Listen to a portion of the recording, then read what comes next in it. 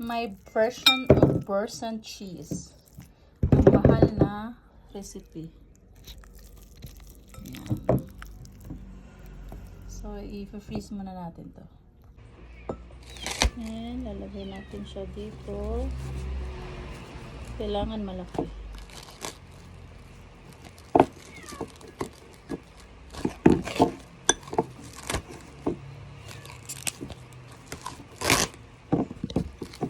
Ayan siya. So, ito na yung ating mixture. Hindi ko na napakita sa inyo dahil so, ayan siya. So, lalagay na natin.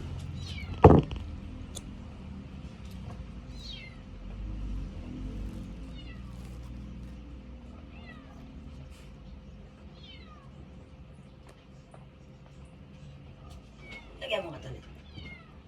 Wait lang, huwag kang makilikot.